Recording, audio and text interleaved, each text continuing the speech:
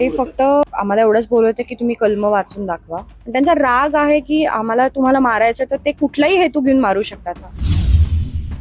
पण ऍक्च्युली तो खूप भीतीदायक प्रकार होता. खूप भीती वाढवते की कुठून कधी एक बुलेट येईल आणि ती आपल्याला फोडून जाईल, सांगू शकत नाही. माझं नाव असावरी जगदाळे आहे. मी संतोष जगदाळेंची मुलगी आहे. आम्ही आमच्या परिवारासोबत फिरायला गेलो होतो पहलगामला, काश्मीरमध्ये. आणि तिकडे एक मिनी स्वित्झर्लंड नावाची जागा आहे जिकडे खूप सारे लोक फिरायला येतात. ते उंचावर आहे. साधारण 30-35 मिनिटाचं चढवून जावं लागतं. त्यानंतर ते एक मोकळं पठार येतं जिकडे मागे डोंगर वगैरे आहे. खूप सुंदर अशी जागा आहे. तिकडे आम्ही फिरायला गेलो होतो आणि फोटोज वगैरे काढत असताना अचानक फायरिंगचा आवाज यायला लागला डोंगरातून. आणि कळत नव्हतं की काय चाललंय. तर आम्ही लोकल लोकांना विचारलं तर कळलं की ते म्हणाले की शेर आता है तो ऐसी फायरिंग होतीये. तर मग नंतर अचानक लोक पळायला लागली, सगळी म्हणजे इकडे तिकडे गर्दी व्हायला लागली, लोक पळायला लागली. तेव्हा आम्हाला कळलं की वरून कुठून तरी फायरिंग होतं. सो तिकडे 2 टेंट्स होते. म्हणजे त्याच्या मागे लपण्यासाठी आम्ही त्या टेंट्सच्या मागे जाऊन बसलो.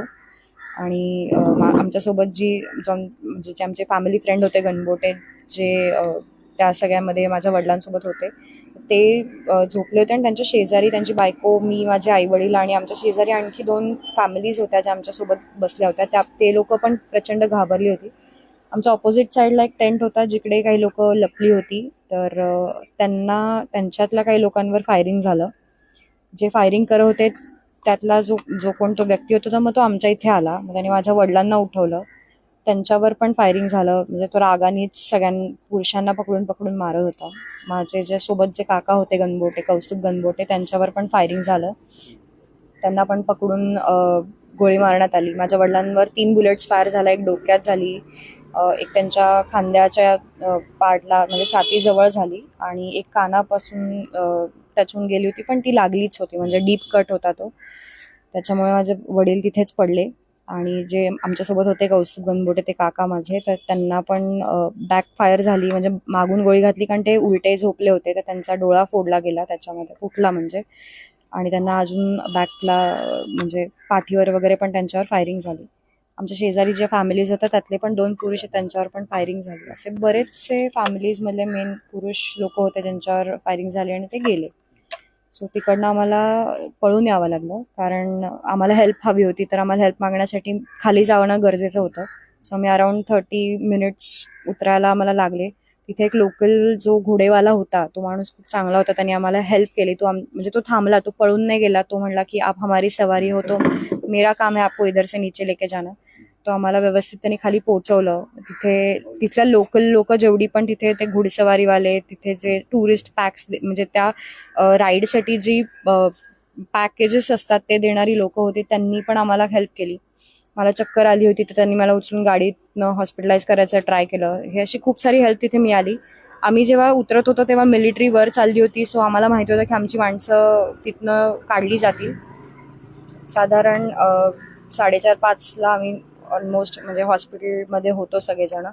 त्यानंतर आम्हाला कळालं की आमची जी माणसं आहेत, जी वर अडकली होती, त्यांना हेलिपॅड थ्रू श्रीनगरला वगैरे शिफ्ट केलं गेलंय.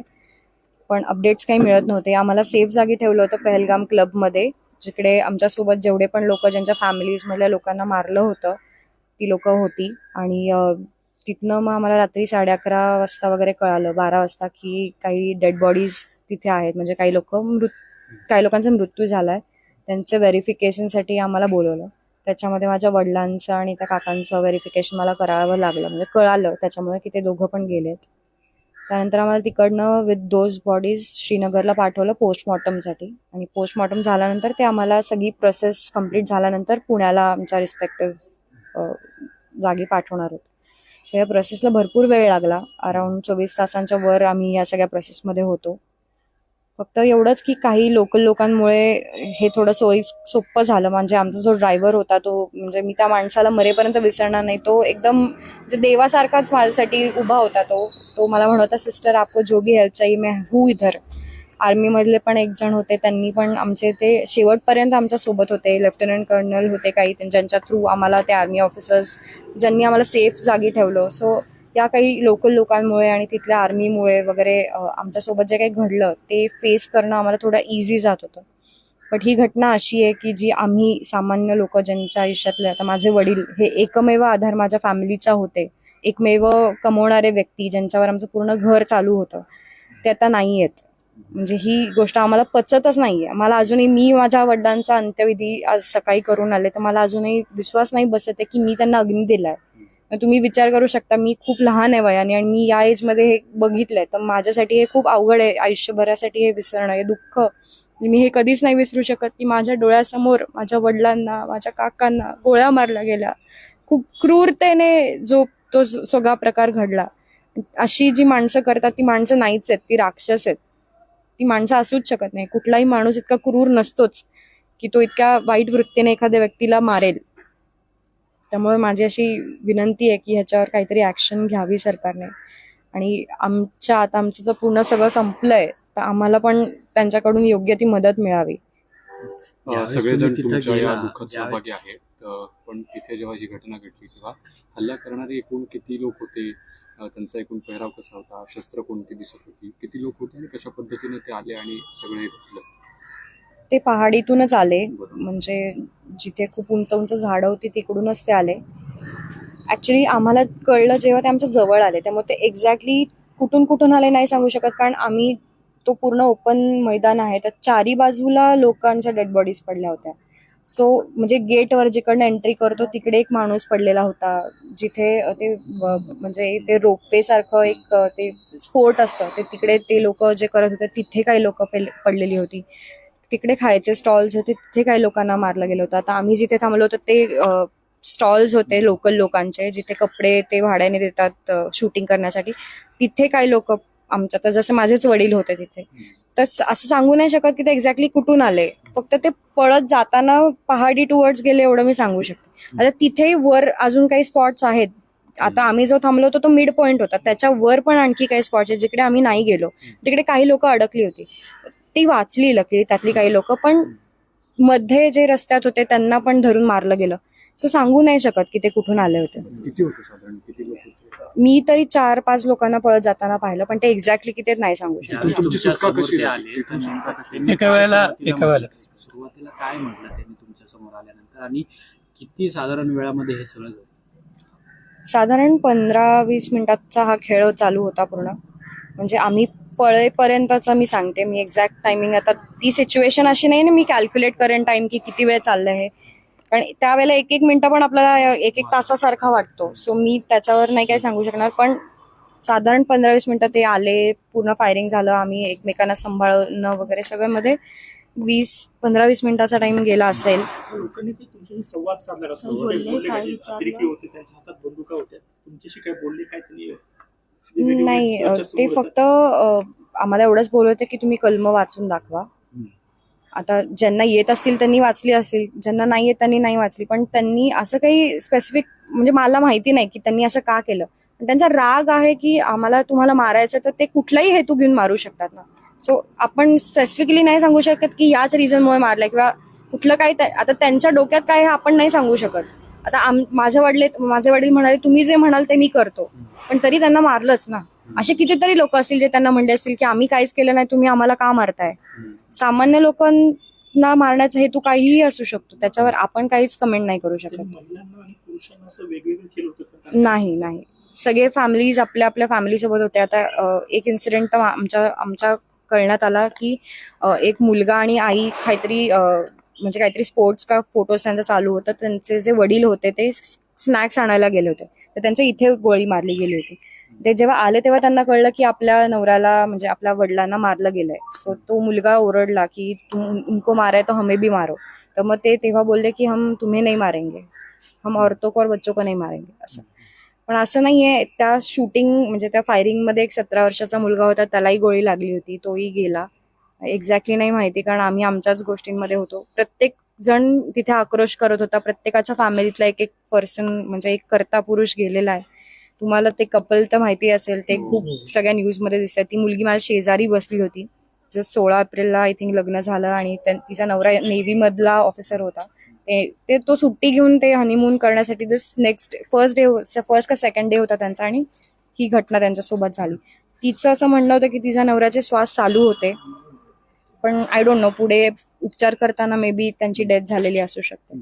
असं एकूण हा प्रकार किती वेळ चालला आणि त्यानंतर तुमच्या मी सांगितलं सर ह्याच्यावर. सैनिकांची मदत किती वेळानंतर आली काय? ते खूप उंच आहे सर, त्याच्यामुळे आम्ही जेव्हा उतरत होतो तेव्हा मिलिटरी आली, त्याच्यानंतर ते वर गेले असतील, त्यांनी रेस्क्यू. आता तिथे वर काय झालं काय आयडिया नाही, बिकॉज मी तुम्हाला म्हणलं की मला चक्कर आली होती. सो मधला जो 1 तासाभराचा पार्ट आहे, जोपर्यंत मला हॉस्पिटलला नेत होते, सो तो मला नाही माहिती. साधारण त्यांनी इंटरव्ह्यू दिलाय अनेक माध्यमांना. त्यांनी वारंवार सांगितलं की साधारण तिथं येऊसपर्यंत एक 25 ते 30 मिनिटाचा कालावधी जातो, गेला. कारण ते खूप उंच आहे बातम्यांमध्ये सुद्धा आलेला आहे आणि अनेक कुटुंबियांनी तो सांगितलेला सुद्धा आहे. आणि ऍक्च्युली आम्हाला येणं सोपं व्हायचं कारण म्हणजे आमचा जो घोडेवाला आम्ही पकडला होता, म्हणजे तो जो माणूस होता त्याचं नाव मला ऍक्च्युली सॉरी माहिती नाहीये आणि आठवतही नाहीये. तो लोकल माणूस आहे तिथला आणि तो खूप चांगला होता. तो आमच्या तिघींसाठी, त्यांना कळलं की आमच्या दोन्ही पुरुषांना मारलंय, तर आम्ही तिघीच उरलोय आमच्या परिवारातला, तो पळून नाही गेला. तो म्हणला की मॅडम हम आपको लेके जाएंगे क्योंकि आप हमारी सवारी हो. तो आम्हाला तिघींना घोड्यावर, माझी आई पडली, तिला लागलं, तिला उठता येत नव्हतं, त्या सगळ्या परिस्थितीत त्यांनी तिला उचललं, तिला घोड्यावर बसवलं. माझ्यासोबत ज्या काकू होत्या त्या पूर्ण रक्ताने एका साईडने भरल्या होत्या, कारण त्यांच्या जे गणबोटे, कौस्तुभ गणबोटे होते, त्यांचं जे काही रक्त होतं, माझ्या वडिलांचं जे काही रक्त होतं, ते पूर्ण आमचं पूर्ण अंग रक्तानी वगैरे चिखलानी पूर्ण भरलेलं होतं. त्या अवस्थेत त्यांनी आम्हाला बसवलं घोड्यावर आणि तो तिकडनं आम्हाला खाली आमच्या ड्रायव्हर पर्यंत घेऊन गेला की आप अभी देखो इधर तक मैं लेके आयो. आणि आम्ही त्यांना म्हणलो पण की आमच्याकडनं पैसे द्यायचे राहिलेत, कारण ते वडिलांनी आणि काकांनी डील केलं तर आम्हाला माहिती नव्हतं की आमच्याकडनं त्यांना पैसे दिले गेलेत की नाही. तर आम्ही त्यांना म्हणलं की तुमचे पैसे राहिले असतील तर आम्ही देतो जायच्या आधी. ते म्हणले नाही, हम ही देते आपको, आप क्या पैसों की बात कर रहे हैं, हम है ना, हमें भी बहुत बुरा लगा है की आप लोगों के साथ ये हुआ है. सो तिथल्या लोकांना म्हणजे ते रडत होते. आमच्यासोबत जो ड्रायव्हर होता फर्स्ट डे पासून, तो मला म्हणजे जेव्हा आम्ही श्रीनगर एअरपोर्टला आलो, जिकडनं आम्ही रिटर्न येणार होतो पुण्याला, हॉल्ट फ्लाईट होती आणि तिथनं आम्ही रिटर्न येणार होतो, तो माणूस माझा हात पकडून डसा रडत होता की सिस्टर ये क्या हो गया आपके साथ. पण माझे वडील आणि ते जे कौस्तुभ गणबोटे होते, त्यांचा त्या ड्रायव्हर सोबत आमचं 2च दिवसात इतकं चांगलं ट्युनिंग जुळलं की तो अख्खा वेळ माणूस तो माझ्या सोबत होता. म्हणजे मी त्याला म्हणलं की आप मुझे हेल्प करो, आप किधर मत जाओ, तो गेला नाही. तो आजारी होता तरी तो अख्खा वेळ आमच्या सोबत होता, रात्र दिवस. कुठेही मी त्याला म्हणलं की अभी गाडी निकालो, तो गाडी काढत होता. मी त्याला म्हणलं अभी इधर से उधर जाओ, वो ये लेके आओ, वो लेके आओ, तर सगळं माझ्यासाठी तिथे उभा राहून करत होता. आज मी पुण्यात सकाळी माझ्या आई वडिलांना त्यांना सगळ्यांना घेऊन येईपर्यंत, माझी जेव्हा एअरपोर्टला आमची फ्लाईट लँड झाली तेव्हा मी फोन चालू केला तर पहिले मला त्याचे 5 मिस कॉल पडलेले दिसले. तो रात्रभर तेव्हाही जागा होता, कारण आमची ऑफ वेला फ्लाईट होती, 3:30ची फ्लाईट होती आणि आम्ही पोचणार पहाटे होतो. तर त्याचा मला, मी पहिलं उतरल्यावर त्याला फोन केला की भाई हम पहुंच गए. तो म्हणला की मुझे बहुत बुरा लग रहा है. आज तो हॉस्पिटलाइज झाला कारण तो आजारी होता, पण तरी तो आमच्यासाठी पळत होता. म्हणजे माणुसकी होती त्याच्यामध्ये, म्हणून आम्ही त्याच्या मदतीने तिथे सर्व्हाइव्ह करू शकलो. मिलिटरीचं खूप सपोर्ट मिळाला, आर्मीचा खूप सपोर्ट मिळाला, म्हणून तिथून आम्ही सर्व्हाइव्ह करून इथपर्यंत येऊ शकलो. पण ऍक्च्युली तो खूप भीतीदायक प्रकार होता. खूप भीती वाटत होती की कुठून कधी एक बुलेट येईल आणि ती आपल्याला फोडून जाईल, सांगू शकत नाही.